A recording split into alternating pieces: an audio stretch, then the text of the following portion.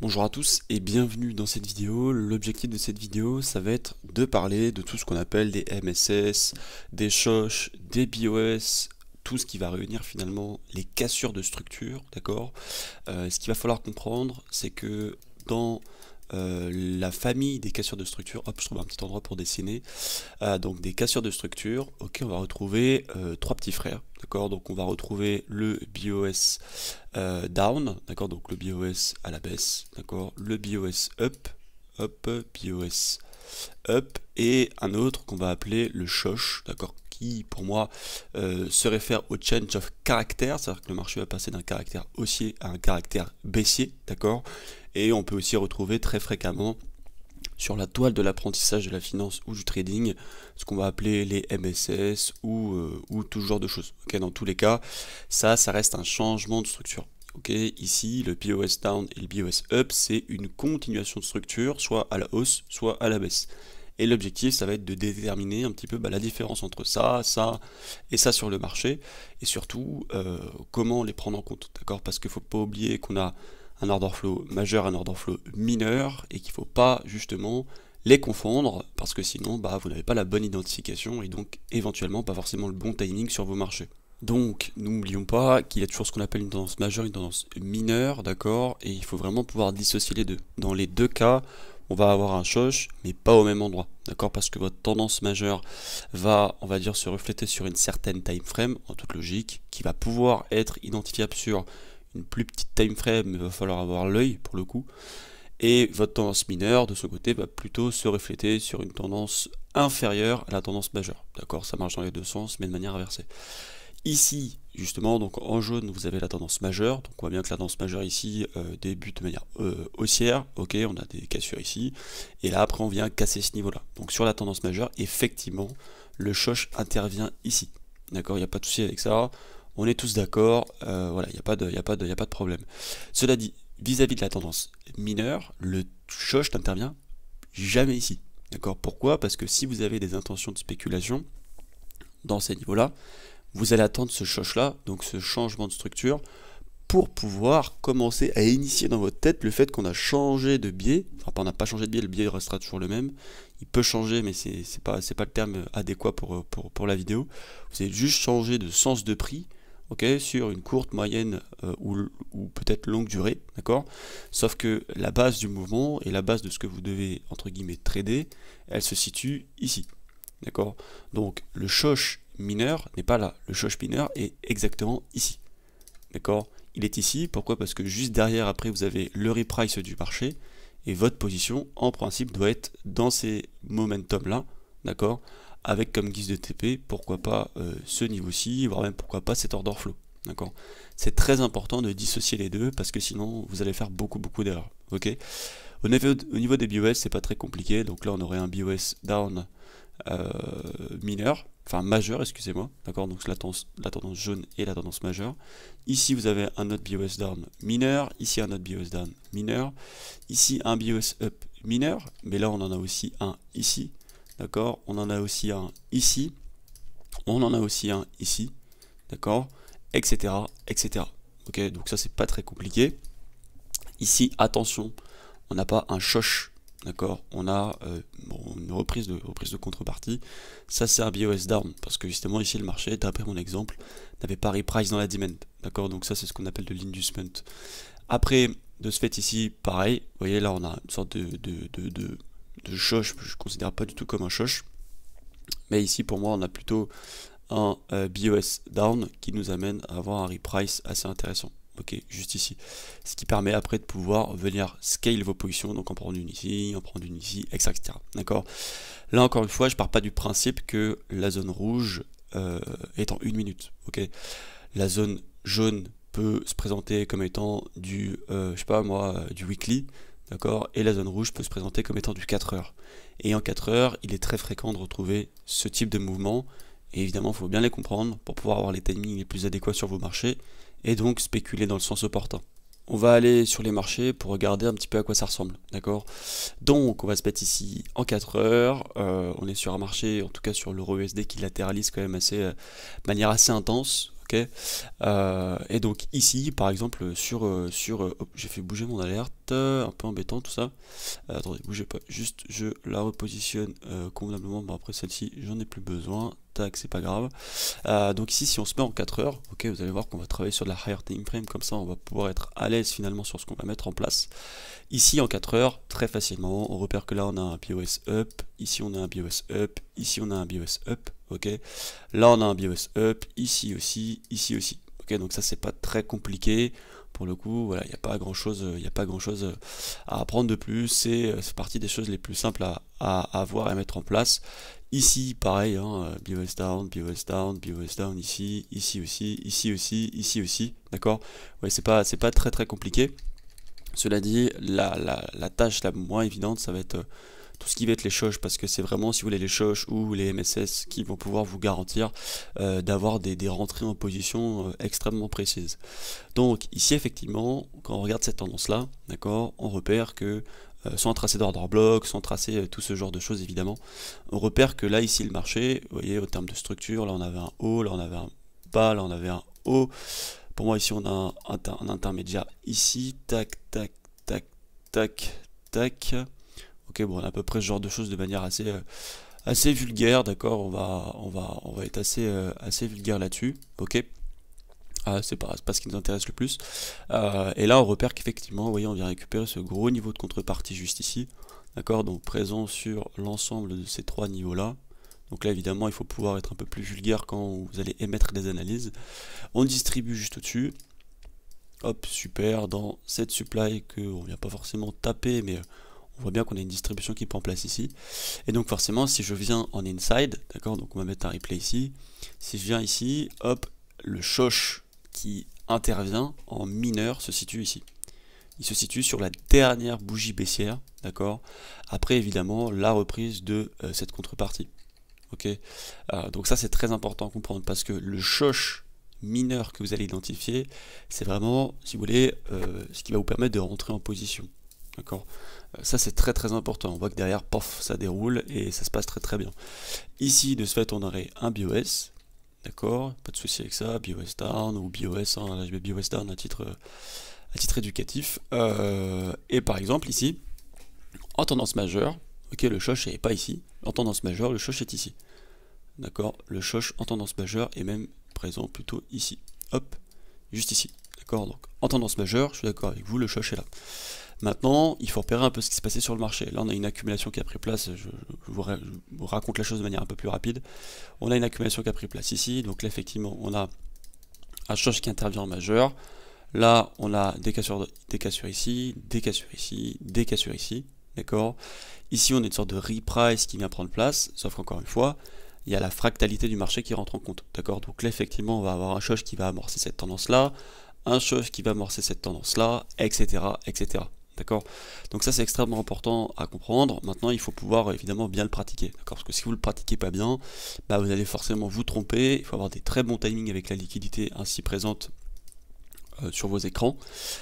Et vous voyez ici, tac, on va retirer tout ça. Super. Donc là, effectivement, on a une correction de prix qui vient s'initier. Il n'y a pas de problème, c'est un mouvement parfaitement tradable, d'accord, qui vient a priori réagir dans une demand qui devait sûrement se situer ici, d'accord. Voilà. Si on continue un peu l'analyse du prix, on voit que là, on récupère ce gros niveau de contrepartie juste ici. D'accord, et qu'encore une fois, tous les shosh ou tous les changements de structure ne sont pas à forcément trader. D'accord, ils sont pas, si vous voulez, tous forcément pertinents à venir sélectionner. Je m'explique. Si justement vous venez prendre n'importe quel shosh à n'importe quel moment, vous pouvez avoir des surprises qui vont vous décevoir. D'accord. Alors je vais essayer de me mettre en 15 minutes. Décidément, TradingView il me fout à l'autre bout du marché. Alors, on va se remettre en 4 heures. Super. On va se mettre ici. On va se mettre un replay là. Tac, super, parfait. On va se mettre en 15 minutes. Cool. Donc tous les shosh ne sont pas à trader, ou tous les shosh ne sont pas forcément tradables, et je vais vous prendre un exemple. Par exemple, même si ici vous avez repéré une reprise de liquidité, par exemple, vous voyez ici, qu'est-ce que je peux vous donner comme exemple? Ok, donc par exemple, dans tous ces mouvements-ci, ok, on voit que c'est assez erratique, on voit que ça bouge quand même pas trop mal, on va quand même se mettre en 1 minute. C'est pour vous montrer à quel point tout n'est pas tradable et il ne faut pas tout trader non plus. ok.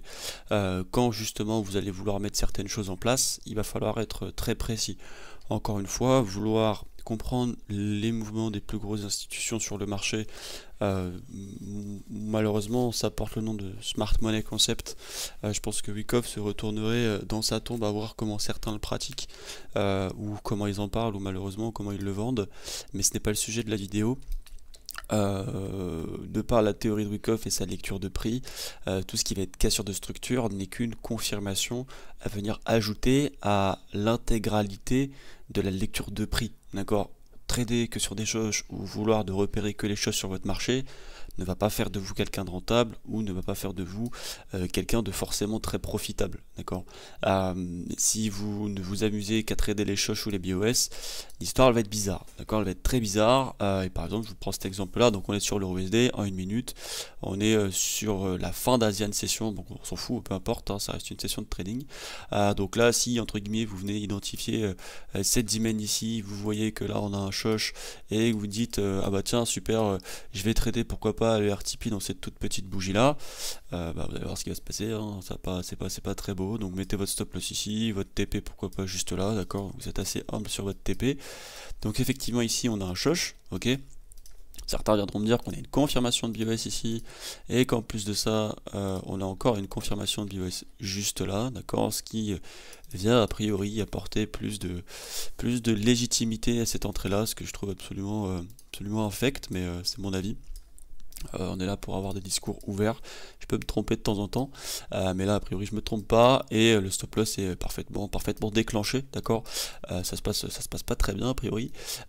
Pareil hein, ici, tac tac tac, là vous avez une sorte de, vous allez dire ah bah super, je voulais retrader cette continuation là. Bah super, cool, hein, pas de souci, pourquoi pas. Donc là vous venez avancer le fait que voilà, là on a mitigated, on est dans cette dimen là, ça c'est mitigated ici, ce niveau là ici a mitigated ce niveau là, super, on a un shosh ici en interne, bah trop cool, je vais placer mon shosh ici, en plus de ça ici on a un BOS, très bien, BOS up juste ici, bah trop cool, je vais vouloir trader pourquoi pas ce POI là, d'accord, pour vous pouvoir aller chercher des plus hauts et avoir une continuation de prix, sauf que bah, ça se passe pas forcément comme vous le voulez, parce que bah, justement il y a vraiment une analyse à mettre en compte et mettre en place derrière. Alors en fait ce qui se passe c'est que pour les plus aguerris, forcément vous allez le voir, on a une liquidité qui justement prend place ici, donc c'est un timing absolument affreux, que cette dimen n'est pas mitigated à 100%, ok, donc c'est normal qu'on vienne reprice à l'intérieur. En fait c'est comme si vous aviez ce genre de choses en 4 heures, d'accord, dans un reprice, dans une dimen, c'est exactement la même chose, d'accord. Il faut que votre œil soit affûté et que justement vous puissiez avoir les meilleurs timings. On va pouvoir continuer d'avancer. Par exemple pareil, hein, si vous n'avez aucune construction de biais, aucune construction de quoi que ce soit, là vous allez venir me dire qu'on a un shosh, et vous avez raison, on a un shosh qui nous permet d'entrevoir ici une correction haussière, puis par la suite dans cette supply là, je suppose en 5 minutes venir de déclencher une impulsion baissière, et c'est pas la même chose. Impulsion correction, il faut savoir vraiment faire la différence. Donc effectivement ici vous tradez, bon ça dépend où vous placez votre TP, mais pour moi ça c'est plus un trade de chance qu'autre chose. Ok, il faudrait venir ici en seconde pour identifier une accumulation, et d'ailleurs là on voit qu'il y a une jolie accumulation qui se place. Moi j'ai l'œil maintenant pour le comprendre, mais là oui, on va récupérer ces equals là, liquidation, et là à mon sens vous devez avoir un shosh en interne qui est intéressant pour venir reprice ici et aller chercher des plus hauts, d'accord. Ça c'est plutôt convenable. Maintenant ici en majeur, si on devait venir chercher de la seconde ici, par exemple trader en 30 secondes, la tendance majeure serait le 1 minute, d'accord. Et là on pourrait commencer à parler un peu plus sérieux, ok. Pareil ici, si vous n'avez absolument aucune construction de biais ou que vous êtes un peu trop laxiste sur votre demand, vous allez dire ah super, on a un reprice dans la demand, peut-être qu'on peut corriger plus haut et aller pourquoi pas chercher ce niveau là qui n'est pas mitigated, why not, hein. Je sais que certains se l'ont forcément dit, ah bah super, on a un shosh ici, on va pouvoir le trader, trop cool, oh bah nickel, confirmation de changement de structure, super, on est les plus forts. Vous placez votre position à peu près là, hein, pas aller chercher dans le détail, mais vous faites sortir, hein, c'est plus que logique. Donc c'est pour ça qu'il faut vraiment avoir, si vous voulez, au-delà de savoir identifier des changements de structure, il faut vraiment pouvoir avoir une analyse qui est impeccable, d'accord. Vous n'avez pas le choix, vous devez être impeccable sur votre biais, vous devez être impeccable, excusez-moi, sur votre analyse du biais et j'ai déjà dit, mais votre analyse vraiment de la totalité de ce qui se passe sur le prix, de la totalité de ce qui se passe sur le marché, parce que sinon l'histoire elle est pas drôle derrière, d'accord. Encore une fois, le fait de vouloir trader la théorie de Wyckoff bien plus ce que certains appellent la smart money, c'est vraiment, si vous voulez, comme une recette de cuisine, c'est-à-dire que vous ne pouvez pas espérer trader, si vous voulez, cette façon d'exécuter des positions sur le marché en espérant, entre guillemets, mettre un peu tout, n'importe où et que ça marche. Ça fonctionne pas comme ça, ok. Faut identifier votre biais. Après avoir identifié votre biais, il faut identifier vos liquidités, d'accord, bon, qui font déjà partie du biais, les empreintes de pas de la smart money, du composite band, d'accord. Une fois que vous avez tout ça, vous commencez à pouvoir émettre des possibilités ou des hypothèses de spéculation, que ce soit justement sur des niveaux clés de supply ou des niveaux clés de demand suivant votre biais, d'accord. Et par rapport à ça, vous prenez des décisions, ok. Ce que j'aborde pas non plus dans cette vidéo, c'est le fait que, si vous voulez, il va y avoir aussi une incidence par rapport à votre style de trading. Certains vont être plutôt favorables à repérer des choches dans des time frames plus conséquentes, d'accord, parce qu'ils font du risky, parce qu'ils n'ont pas du tout les mêmes façons de trader, ok, il n'y a pas de souci. Par exemple, ici, moi je sais que j'ai certains élèves ou du Discord, etc., qui auraient repéré ce choche, ok, directement ici, qui justement sur cette overextension aurait directement placé un Fibonacci, ok, pas de souci. Tac, de cette manière là, avec la sweet spot area, donc la zone de retournement qui aurait pris place ici, et m'aurait dit, bah voilà Joseph, moi ici, je vais plutôt pricer le fait de trader, pourquoi pas le niveau des 61,8, d'accord, de mettre mon stop loss en dessous de ce niveau de demand, et pourquoi pas aller trader, je sais pas, moi jusqu'à la mean value ici de cette supply plus haut, d'accord. Bah, je suis ok, pas de souci, t'as un RR qui est pas forcément très intéressant, moi je t'aurais plutôt préconisé ici de te mettre sur les 71%, voire même très clairement de venir sélectionner cette demand pour voir ce que ça donne. Maintenant, si tu souhaites vraiment être en position, why not, tu peux te placer ici, ok. Donc il aurait conservé sa position là, tac tac tac, ici est-ce qu'il aurait été activé, il aurait été déclenché, magnifique, trop cool. Effectivement, son trade part justement jusqu'à son objectif et c'est beau, d'accord. Lui ici, il n'a aucun intérêt à venir chercher ce qui se passe dans leur time frame, parce qu'il fait du risky, ok. Et il y a tous les concepts de la smart money ici qui prennent place. Vous voyez, dans un super timing de reprise de contrepartie juste ici, c'est vraiment très très propre, il n'y aura pas de problème. Et si on vient en interne, donc on va supprimer ça et ça. Si on vient en interne, je pense qu'on peut peut-être filtrer la demand, je pense, probablement pas.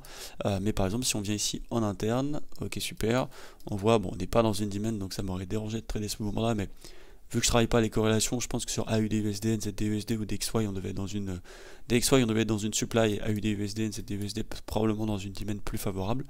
Effectivement, ici, si on vient par exemple en 3 minutes, tac, on voit qu'on a une magnifique accumulation, d'accord, on voit qu'on accumule d'une manière assez sympathique, on a le preliminary support, c'est climax, automatic rally, second retest, SOT, on a second retest, etc., second retest NB, hop, le spring qui prend place ici, et là, le choche en lower time frame prend place ici, d'accord. Pourquoi, en fait, c'est très facile. Ici, on a une cassure de structure, enfin un BOS down, c'est-à-dire que le dernier low est ici, d'accord. Et donc le choche est ici et se présente sur la dernière moyenne haussière de ce qui s'est passé, ok.